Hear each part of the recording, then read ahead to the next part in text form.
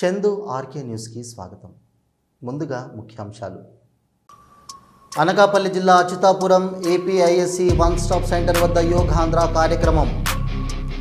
యోగా కార్యక్రమంలో పాల్గొన్న హోంమంత్రి వంగలపూడి అనిత, అనకాపల్లి ఎంపీ సీఎం రమేష్. గురువారం తెల్లవారుజామున ఏకధాటిగా కురిసిన వర్షం. భారీ వర్షానికి లోతట్టు ప్రాంతాలు జలమయం.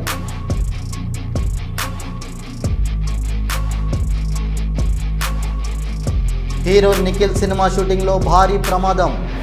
వాటర్ ట్యాంకు పగిలిపోవడంతో భారీ నష్టం.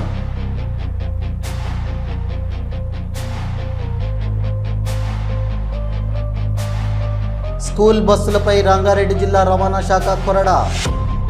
Bus RC, permit, driving licence, fitness బీమాలను పరిశీలిస్తున్న అధికారులు. రాష్ట్ర పునర్నిర్మాణం కోసం నిరంతర కృషి. అభివృద్ధి దిశగా పరుగులు పెట్టించడమే కూటమి ప్రభుత్వ లక్ష్యమన్న ముఖ్యమంత్రి నారా చంద్రబాబు నాయుడు. చంద్రబాబు ప్రభుత్వ ఏడాది వైఫల్యాలపై తాడేపల్లిలో బుక్ రిలీజ్. కార్యక్రమంలో పాల్గొన్న వైసీపీ నాయకులు, కార్యకర్తలు. సీఎంపై అనుచిత వ్యాఖ్యలు.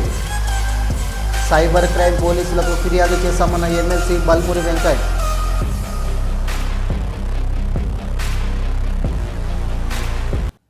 అనకాపల్లి జిల్లా Achyutapuram APIIC one stop centre వద్ద యోగాంధ్ర కార్యక్రమం నిర్వహించారు. యోగా కార్యక్రమంలో హోంమంత్రి వంగలపూడి అనిత, అనకాపల్లి ఎంపీ సీఎం రమేష్, ఎమ్మెల్యేలు, అధికారులు పాల్గొన్నారు. రైట్ సైడ్ టర్న్ అవ్వాలి. రైట్ హ్యాండ్ పూర్తిగా వెనక్కి, కుడి పక్కకి. లెఫ్ట్ హ్యాండ్ రైట్ షోల్డర్ దగ్గరికి వస్తుంది, పూర్తిగా సైడ్కి. డీప్ ఇనిషియలైజేషన్ చేయండి. ఒకసారి దీర్ఘంగా శ్వాస తీసుకుని మొదలుపెట్టండి.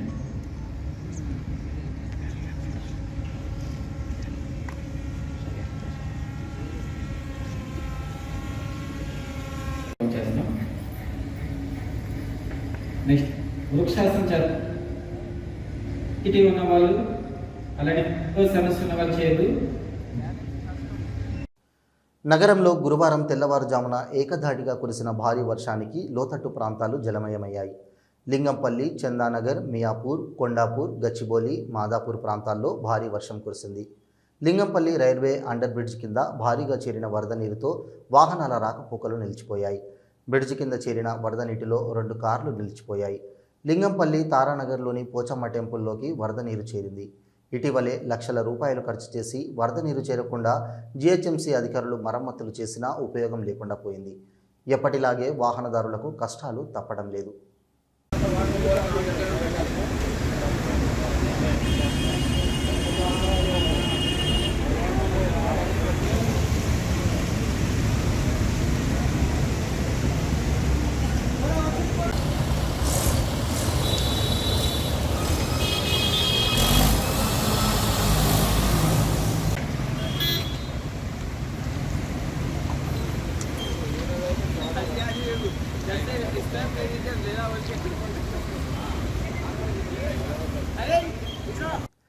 పశ్చిమ గోదావరి జిల్లా మొగల్తూరు మండలం ముత్యాలపల్లి శ్రీ బండి ముత్యాలమ్మ అమ్మవారి ఆలయం వద్ద భక్తులు, గ్రామస్తులు ధర్నాకు దిగారు.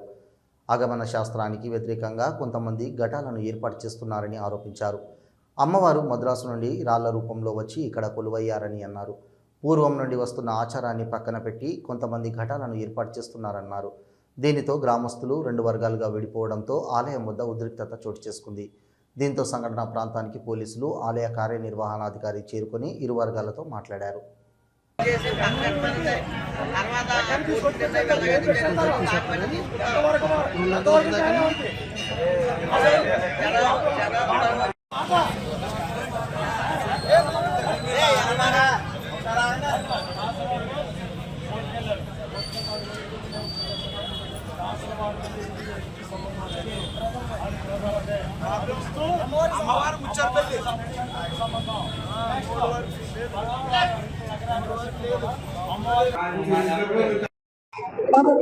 శ్రీ బండి ముత్యాల అమ్మవారు చెన్నై పట్టణం నుంచి 250 సంవత్సరాల క్రితం ఇక్కడికి వచ్చారు. రాళ్ల రూపంలో వచ్చి రాళ్లలో కొలువయ్యింది. వానకు తడుస్తాను, ఎండకు ఎండుతాను అనేటటువంటి నినాదం గ్రామస్తులు చెప్పడంతో గుడి కూడా కట్టలేదు. కానీ ఆగమ శాస్త్రం అనేటటువంటిది దేవాదాయ శాఖలో అతి ముఖ్యమైనటువంటిది. ఇంటికి వాస్తు ఎలాగో దేవస్థానంలో కూడా ఆగమ శాస్త్రం అనేది చాలా ముఖ్యమైనది. స్థల పురాణం ప్రకారంగా ఆచారాలు సాంప్రదాయాలు పాటించాలి తప్ప స్థల పురాణం కాదని పాటించేటటువంటి అధికారం దేవాదాయ శాఖ ఎవరికి లేదు. అలాంటి స్థల పురాణం ప్రకారంగా తాడి చెట్టు, డిబ్బి, అమ్మవారు 3 రాళ్ళు మాత్రం ఇంపార్టెంట్ అని, అలాంటప్పుడు ఈ 3 రాళ్ళని పెట్టి రాతి మకర తోరణం పెట్టడం అనేటటువంటిది సాంప్రదాయ విరుద్ధం, ఆగమ శాస్త్ర విరుద్ధం. అంతే కాబట్టి ఈ పిటిషన్ మేము 5 సంవత్సరాల నుంచి పోరాడుతుంటే కొంతమంది వ్యక్తులు వ్యవహారం చేసి చేస్తున్నారు. అమ్మవారి మనోభావాలను కానీ, భక్తుల మనోభావాలు కానీ, అమ్మవారి ఆచార సాంప్రదాయాలను కానీ పాడు చేయకూడదని మా ఉద్దేశం. గ్రామ దేవత కొన్ని ఆచారాలు ఉంటాయి, ఆ ఆచారాలు పాటించి ఆ ప్రకారంగా పూర్వం ఏదైతే ఉన్నదో వాటిని మాత్రం ఉంచి కనుమ యగస్టాలు ఏమైతే ఉన్నాయో అమ్మవారి పాదాలను కూడా తొలగించాలని చెప్పి రాతి విగ్రహాలని, ఆ రాతి మగర తోరణం తొలగించాలని మా డిమాండ్. ఆ అమ్మవారి కోరిక, మా కోరిక, భక్తుల కోరిక, గ్రామస్తుల కోరిక, అందరి కోరిక అది. హీరో నిఖిల్ సినిమా షూటింగ్లో భారీ ప్రమాదం చోటు చేసుకుంది. ది ఇండియన్ హౌస్ సినిమా షూటింగ్లో ఘటన జరిగింది. సముద్రం సీన్స్ తీసేందుకు ఏర్పాటు చేసిన భారీ వాటర్ ట్యాంక్ పగిలిపోవడంతో లొకేషన్ మొత్తం వరద నీరు చేరుకుంది. ఈ ప్రమాదంలో అసిస్టెంట్ కెమెరామ్యాన్కు తీవ్ర గాయాలు కాగా మరికొంతమందికి గాయాలయ్యాయి. పరవాడ జవహర్లాల్ నెహ్రూ ఫార్మాసిటీలో ప్రమాదం. Sai Shreyas pharma nutrical private లిమిటెడ్లో గ్యాస్ లీక్ అయి 2 మృతి చెందారు. ఒకరి పరిస్థితి విషమంగా ఉంది. పనిచేస్తున్న 3 ఉద్యోగులు గ్యాస్ లీక్ ఘటనపై సమగ్ర విచారణ చేయాలని pharma city staff and workers union గౌరవ అధ్యక్షులు గనిశెట్టి సత్యనారాయణ డిమాండ్ చేశారు. గతంలో కూడా ప్రమాదం జరిగిందని, భద్రతా ప్రమాణాల వైఫల్యం వల్లనే ఈ ప్రమాదం జరిగిందని శెట్టి అన్నారు. మృతులు పరిమి చంద్రశేఖర్, సరగడం కుమార్, బైడు బైసల్ అనే వ్యక్తి చికిత్సలు పొందుతున్నారు. మృతదేహాలను KGH మార్చురికి తరలించారు. మృతుల కుటుంబాలకు ₹1 కోటి నష్టపరిహారం చెల్లించాలని గనిశెట్టి డిమాండ్ చేశారు. స్కూల్ బస్సులపై రంగారెడ్డి జిల్లా రవాణా శాఖ కొరడా జురిపించారు. స్పెషల్ రైడ్స్ నిర్వహించారు. గురువారం నుండి పాఠశాలలు ప్రారంభం కావడంతో విద్యార్థులను తరలించే స్కూల్ బస్సుపై ఫోకస్ చేశారు. ప్రతి వాహనాన్ని క్షుణ్ణంగా పరిశీలిస్తున్నారు. Bus RC, permit, driving licence, fitness, బీమాలను పరిశీలిస్తున్నారు. ముఖ్యంగా హ్యాండ్ బ్రేక్స్, అగ్నిమాపక యంత్రాలు, మెడికల్ కిట్లను తనిఖీ చేస్తున్నారు. 60 ఏళ్లు పైబడిన డ్రైవర్లపై సీరియస్గా వ్యవహరిస్తున్నారు. రాజేంద్రనగర్, ఆరంగర్, అప్పా జంక్షన్, శంషాబాద్, షాద్నగర్, చేవెళ్ళ, మియాపూర్లో తనిఖీలు కొనసాగుతున్నాయి.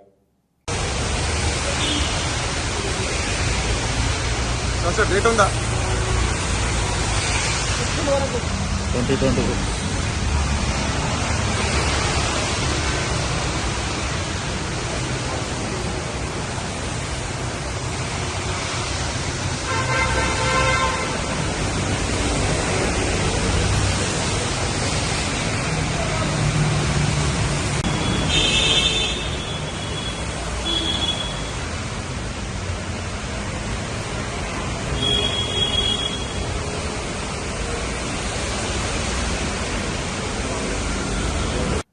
దొంగల చాతుర్యం అనుకోవాలా, బాధితుల నిర్లక్ష్యం అనుకోవాలా తెలియదు, కానీ అందరూ చూస్తుండగానే క్షణాల్లో ఓ స్కూటీని దొంగ చాకచక్యంగా దొంగిలించాడు. అతడు దొంగిలించిన స్టైల్ చూస్తే దిమ్మ తిరిగి మైండ్ బ్లాక్ అవుతుంది. షాద్నగర్ పట్టణంలోని పరమేశ్వర థియేటర్ రోడ్డులో రెహమాన్ షోరూమ్ ఎదురుగా సంధ్యా కిరాణా షాప్లో కిరాణా సరుకులు కొంటున్న యువకుడు కిరాణా కొట్టు ముందు కొద్దిసేపు స్కూటీ ఆపి సామాన్లు తీసుకుంటుండగా ఓ వ్యక్తి ఆ స్కూటీకి తాళం చూసి 2 చక్కర్లు కొట్టి 3వ చక్కర్లో దర్జాగా స్కూటీపై ఎక్కి బాలాజీ స్వీట్ హౌస్ గల్లీ నుంచి పరారయ్యాడు. వీడు మామూలుడు కాదు. క్షణాల వ్యవధిలో బైక్ను అపహరించి తీసుకోవడంతో ఇప్పుడు బైక్ కోల్పోయిన బాధితుడు లబోదిబోమంటున్నాడు. వీలైనంత వరకు ఈ వీడియో పోస్ట్ చేసి స్కూటీ దొరికే వరకు అందరికీ షేర్ చేయండి.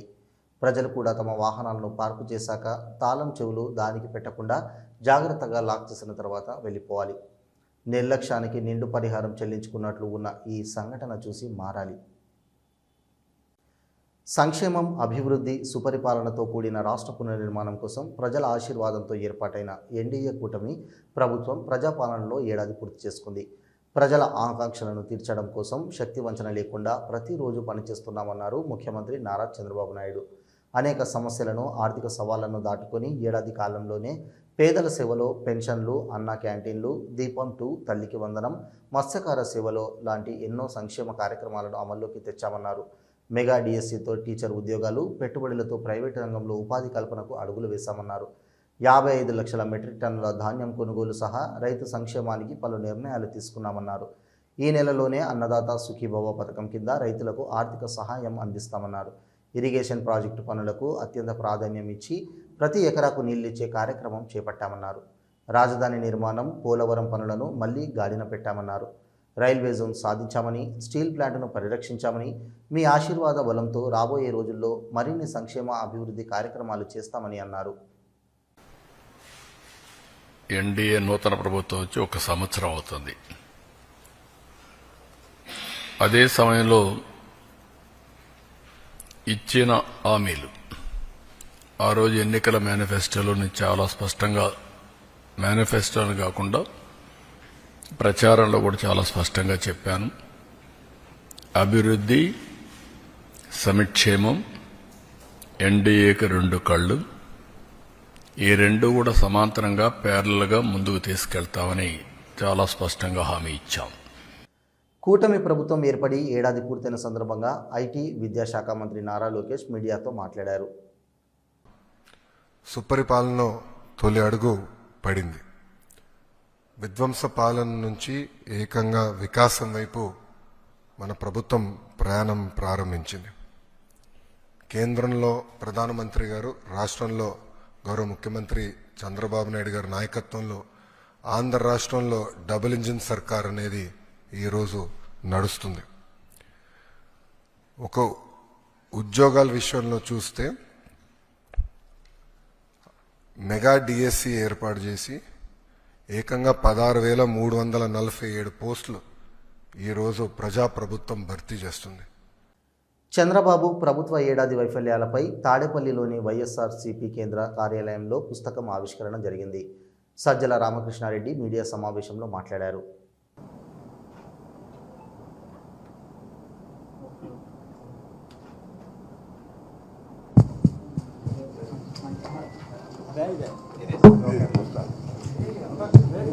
సరిగ్గా ఏడాది క్రితం ఈరోజు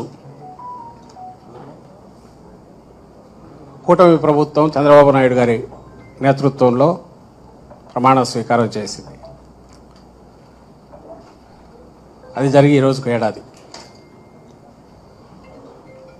బహుశా సాధారణంగా ఒక ప్రభుత్వం తర్వాత ఒక ప్రభుత్వం వచ్చినప్పుడు కొద్దిగా తేడాలు అటు ఇటుతో ప్రభుత్వం అనేది ఒక మామూలు దీనిగా జరుగుతూ ఉంటుంది. పాలనా వ్యవహారాలు. కానీ 2019-24 మధ్య ఇంతే ల్యాండ్ స్లైడ్ విక్టరీతో, ఇంతకంటే ఎక్కువ, ఎందుకంటే ఒకే పార్టీ ఒక సింగిల్ పార్టీగా వైఎస్ఆర్సీపీ పోటీ చేసి ఆ రోజు 151 సీట్లతో గెలిచినప్పుడు ఇదే రకంగా ఒక ఘనమైన విజయంతో 19లో పాలన మొదలుపెట్టారు జగన్మోహన్ రెడ్డి గారు. సో అప్పటికి ఒక గేటురాయి ఏర్పాటు చేశారు, ఒక కొలమానం కొలబద్ద 19-24 మధ్య తన పాలనతో జగన్మోహన్ రెడ్డి గారు. 24 అంటే ఏడాది క్రితం చంద్రబాబు నాయుడు గారు మళ్ళీ అధికారంలోకి వచ్చారు. 3 పార్టీలు కలిసి భారీ మెజారిటీతో, అత్యంత భారీ మెజారిటీతో అధికారంలోకి వచ్చాడు. 3 పార్టీలు కలిసి. అప్పటి నుంచి ఈ సంవత్సరం అయింది. ఇప్పుడు సహజంగానే జగన్మోహన్ రెడ్డి గారి పాలనలో తొలి ఏడాది, చంద్రబాబు నాయుడు గారి పాలనలో తొలి ఏడాది ఎట్లుంటుంది అనేది కంపారిజన్ రాష్ట్ర ప్రజలందరూ గమనిస్తున్నారు. మేధావులు, విశ్లేషకులు కూడా దాన్ని అనలైజ్ చేస్తున్నారు. బీఆర్ఎస్ పార్టీ నాయకుడు కేటీఆర్ ఎమ్మెల్యే పాడి కౌశిక్ రెడ్డి సీఎంపై అనుచిత వ్యాఖ్యలు చేశారని ఎమ్మెల్సీ బల్మూరి వెంకట్ విమర్శించారు. గతంలో బీఆర్ఎస్ అధికారంలో ఉన్న సమయంలో కేటీఆర్ ముఖ్యమంత్రి కుర్చీని గౌరవించాలని మాట్లాడాడు. మరి ఇప్పుడు ఆయన బుద్ధి ఏమైందని అన్నారు. కేటీఆర్ వ్యాఖ్యలు బీఆర్ఎస్ కాంగ్రెస్ శ్రేణులు కొట్లాడుకునే విధంగా ఉన్నాయి. రాష్ట్రంలో ల్యాండ్ ఆర్డర్కు విఘాతం కలిగించే విధంగా కేటీఆర్ వ్యాఖ్యలు చేస్తున్నాడు. కింది స్థాయిలో ఉన్న బీఆర్ఎస్ కార్యకర్తలు, కాంగ్రెస్ కార్యకర్తలు కొట్టుకొని శాంతి భద్రతలకు భంగం కలిగించాలని చూస్తున్నారు. ఆ విషయంపై చర్యలు తీసుకోవాలని సైబర్ క్రైమ్ పోలీసులకు ఫిర్యాదు చేశామని ఆయన అన్నారు.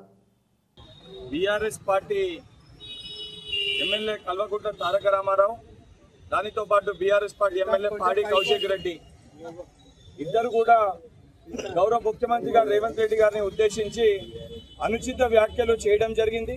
చేయడమే కాకుండా బీఆర్ఎస్ పార్టీ ఎమ్మెల్యే పాడి కౌశిక్ రెడ్డి తన అఫీషియల్ ట్విట్టర్ హ్యాండిల్లో ఒక శాసన సభ్యుడని కనీస ఇంగిత జ్ఞానం లేకుండా కనీసం ఆలోచన లేకుండా గతంలో మీరు అధికారంలో ఉన్నప్పుడు కేటీఆర్ అనేక సందర్భాల్లో ఆ కుర్చీని గౌరవించాలి, ఆ కుర్చీని గౌరవించి మాట్లాడాలని చెప్పిన వ్యక్తులు ఈరోజు అవన్నింటినీ కూడా మర్చిపోయి ఇష్టం వచ్చినట్టు వారు ప్రవర్తించి వారు మాట్లాడడం జరిగింది.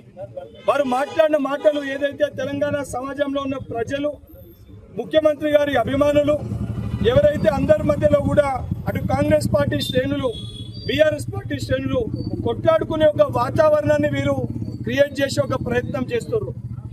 యాదగిరిగుట్ట శ్రీ లక్ష్మీ నరసింహస్వామి ఆలయానికి భక్తుల రద్దీ పెరిగింది. కొండపై నుండి కిందికి వెళ్లడానికి బస్సు సౌకర్యం సరిగా లేకపోవడంతో తోపులాట చోటు చేసుకుంది. ఒకరిపై మరొకరు భక్తులు దాడి చేసుకున్నారు. వేసవి సెలవులు ముగుస్తుండటంతో యాదాద్రికి భక్తుల రద్దీ పెరిగింది. స్వామివారి దర్శనానికి భక్తులు బారులు తీరారు. భక్తుల రద్దీ దృష్టిలో ఉంచుకుని అధికారులు సరైన బస్సులు ఏర్పాటు చేయలేదని భక్తులు ఆవేదన వ్యక్తం చేస్తున్నారు.